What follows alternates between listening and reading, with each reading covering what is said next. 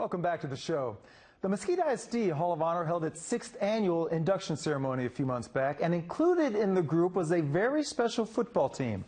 The 2010 Poteet Pirates were coming off a 1-19 record over their previous 2 seasons, and then they went 5 rounds deep and into the state semifinals. It was one of the most remarkable turnarounds in Texas high school football history, and as our inside story shows, it's worth a look back.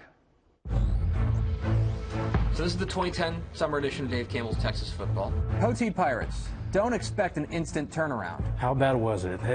In class, they talk about how bad it was, and people didn't want to go to the game. Terrible. Just terrible. The night I got hired, Chris Rayson told me in the office the band makes fun of the football team. The Poteet Pirates were 1-19 the previous 2 years. Picked 9th place out of 9. If there would have been 10 teams, we would have been picked 10. Poteet hired Randy Jackson, a demanding coach who made his players believe. I think the definition of faith is believing without seeing. Energy he brought to us, it changed it right when he walked through those doors. When he came in, he had the TPW mantra, which is tough people win. And like we say, TPW, tough people win. Prior to our district really branding things, Randy came in and branded Poteet football. First time they put it in, this logo was about this big, and I made them redo it. When I think about Randy, I hear the saying, everything matters. He had this all roped off. You don't step on a logo. The Pirates needed a quarterback, and they got one who thought he had played his last football game. Me and Chase and Cortland Crumby, Justin Velasquez, like we were all telling Bo, like, you're our guy, like you're playing. It was probably less than a week before 2 days. I went into the office and I was like, okay, hey, I'm in, I'm all in, let's do this. They were sick of losing. They were sick of not being able to wear Poteet shirts to Walmart. They just had enough.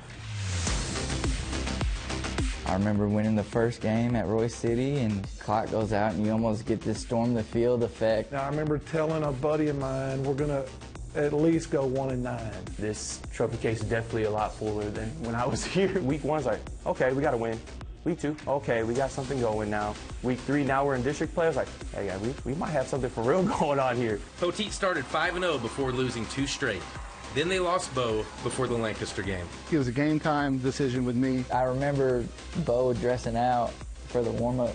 I didn't do a single warm-up. I didn't throw a ball before the game or anything. And then Crumby came in, and this completely different offense with me and Crumby. I can't run a 5-2. This guy's running 4-4s. The whole game, you know, you could just tell they was confused. If we don't win that one, we don't make the playoffs. They were 7-0 and ranked number 2 in the area. In the 3rd round of the playoffs, the Pirates played a Highland Park team they had never beaten and won 45-21. We were really enthusiastic going into it, and our school had never beat them before.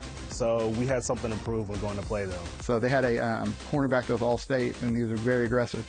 We're like, we're going to get him, we're going to get him, we're going to get him. I just remember thinking, like, do not drop this ball. Like, I was so open, it was ridiculous. It was the first time Poteet had advanced 4 rounds deep. A win over Bastrop sent them to the 5th round. A team that was picked 9th in the district coming in, so a lot of teams, if they're picked low like that coming in, they're defeated before the year ever started. The dream ended in the state semifinals with a 2-point loss to Aledo. 9 times out of 10, we beat them, I think. So I was part of that game, and I think I don't get hurt, we win that game. I don't think we were the better team. I think if we play them 10 times, they win more than 5. But that night we had them. TPW, tough people win. Even to this day, I still kind of, have that in the back of my head because I heard it so much. This season brought Poteet football back. So they've left a heck of a legacy. But one of the things he said that I'll never forget, he looked at the kids and he said, boys, don't let this be the highlight of your life. So I hope it wasn't the best story of their life, but I hope it was a catalyst for belief that bigger things can happen.